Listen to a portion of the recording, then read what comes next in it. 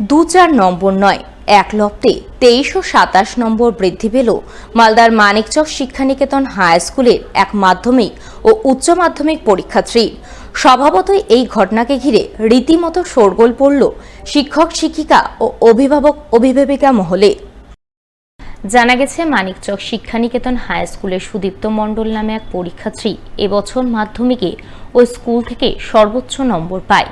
তার প্রাপ্ত নম্বর ছিল 640।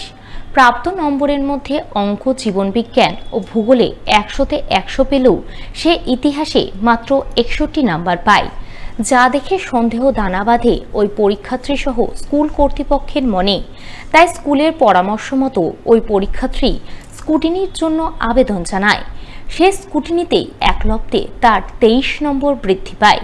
ফলে বর্তমানে তার প্রাপ্ত নম্বর মোট বেড়ে হয় 666। মাধ্যমিক রেজাল্টের সময় প্রথমে 640 পেয়েছিলাম।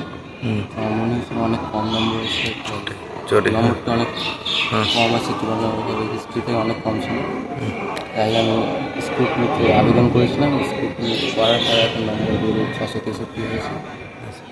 23 নম্বর হয়েছে, 22 নম্বর ইতিহাস আর 1 নম্বর ইংলিশ। পাশাপাশি মানিকচক শিক্ষানিকেতন হাই স্কুলে এবছরের উচ্চ মাধ্যমিক পরীক্ষার্থী সুপ্রিয়া রজকে 27 নম্বর বেড়েছে। সুপ্রিয়া জানায়, এডুকেশন, ইতিহাস এবং দর্শনে প্র্যাকটিক্যালে তার নম্বর কম এসেছিল। তাই সে স্কুলের সহযোগিতায় বোর্ডে এই বিষয়ে অভিযোগ জানায়। এরপর 3টি বিষয়ে 9 নম্বর করে মোট 27 নম্বর বৃদ্ধি পেয়েছে।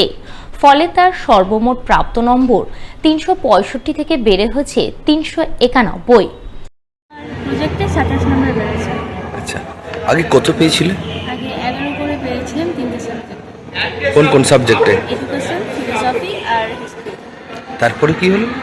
তারপরে আমরা এর বিরুদ্ধে অ্যাপ্লিকেশন করি স্কুলের সাহায্যে, আর ওখান থেকে আমার নাম্বারটা বাড়ানো হয়, আবার পুরোপুরি করা হয়।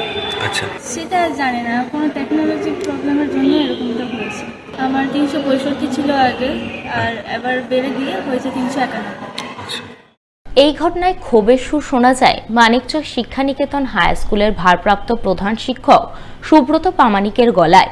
তিনি বলেন, যে সমস্ত শিক্ষক বা শিক্ষিকারা মাধ্যমিক ও উচ্চ মাধ্যমিক পরীক্ষার খাতা দেখছেন, তাদের আরও যত্নবান ও সতর্ক হওয়া উচিত, যাতে এইভাবে আর কোনো পরীক্ষার্থীকে বিড়ম্বনায় পড়তে না হয়। সুদীপ্ত কিন্তু আপনি জেনে রাখুন, 3টে সাবজেক্টে 100-তে 100 পেয়েছে, জিওগ্রাফিতে 100-তে 100 পেয়েছে, অঙ্কে 100-তে 100 পেয়েছে, বায়োলজিতে 100-তে 100 পেয়েছে, বাংলাতে 97 পেয়েছে।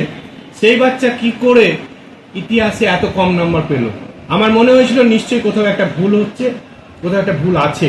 তবে আমি বলতে চাইছি, এই যে 22 নাম্বারটা কিন্তু চারটিখানে ব্যাপার নয়। আমি চাইছি আগামী থেকে যারা খাতা দেখবেন বা খাতার ব্যাপারে থাকবেন, তাদেরকে অনেকটাই গুরুত্বপূর্ণ দৃষ্টিভঙ্গি দিয়ে বাচ্চাদের যেন এইরকম সমস্যা না হয় তার আবেদন রাখছি।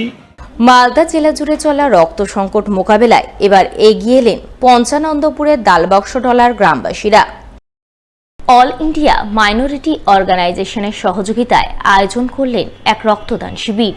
শুক্রবার এই রক্তদান শিবির অনুষ্ঠিত হয় পঞ্চানন্দপুর নয়াবাজার হাই স্কুল প্রাঙ্গণে। সেখানে জেলা স্বাস্থ্য দপ্তরের শীততাপ নিয়ন্ত্রিত ভ্রাম্যমাণ বাসে রক্তদান করলেন দালবক্সটোলা গ্রামের প্রায় 50 জন যুবক। প্রত্যেক রক্তদাতা যুবকের হাতে শংসাপত্র তুলে দিয়ে তাদের উৎসাহিত করলেন অল ইন্ডিয়া মাইনরিটি অর্গানাইজেশনের সভাপতি নাসির আহমেদ সহ অন্যান্যরা।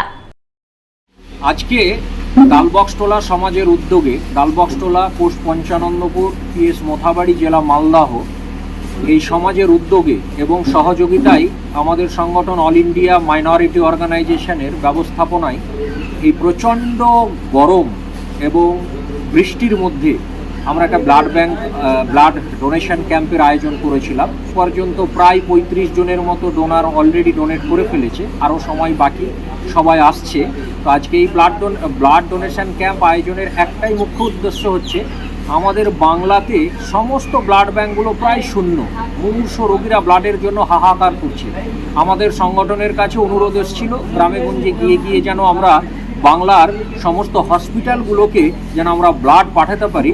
তারই অঙ্গ হিসাবে All India minority organization Bangla জুড়ে ব্লাড ডোনেশন ক্যাম্পের জন্য আজকে ক্যাম্পেন শুরু করলো এবং তার আজকে সূচনা করলাম এই নয়াবাজার হাই স্কুলের ব্লাড ডোনেশন ক্যাম্পের মাধ্যমে। রথযাত্রার দিন পর্যন্ত মালদায় বজ্রবিদ্যুৎ সহ মাঝারি বৃষ্টির সম্ভাবনা রয়েছে।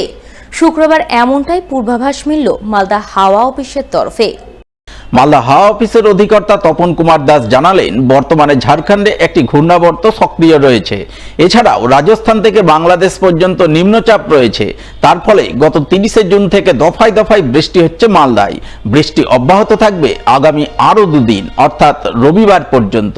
তিনি আরও জানান, গত জুন মাসে রাজ্যে বৃষ্টির ঘাটতি ছিল অনেকটাই, যা এই কদিনের বৃষ্টিতে অনেকটাই পূরণ হয়েছে। গত 30শে জুন থেকে 5ই জুলাই সকাল 8:30 পর্যন্ত মালদায় বৃষ্টি হয়েছে মোট 290 মিলিমিটার।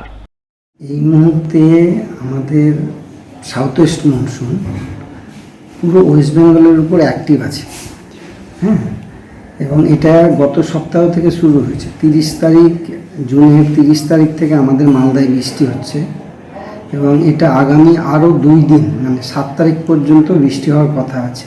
গরমটা অনেকটাই কমে গেছে, তবে ভ্যাপসা গরমটা থাকবে এই কারণেই যেহেতু বাতাসে প্রচুর ময়েশ্চার আছে, হ্যাঁ, কারণ অ্যাক্টিভ হয়ে আছে এখন তো সাউথ ওয়েস্ট মনসুন আমাদের ওয়েস্ট বেঙ্গল পুরোটার উপর, এবং আমাদের পুরো ওয়েস্ট বেঙ্গল কম বেশি বৃষ্টি পাচ্ছে।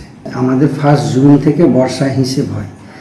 জুন মাসে আমাদের বৃষ্টি হয়েছে মাত্র 54 মিলিমিটার, যেখানে 300 মিলিমিটারের উপর বৃষ্টি হওয়ার কথা। জুন মাসে প্রায় 85% বৃষ্টির ঘাটতি ছিল।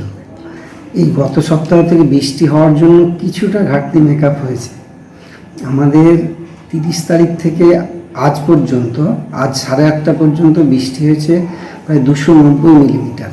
হ্যাঁ, রথের দিন বৃষ্টি হওয়ার সম্ভাবনা আছে প্রবল।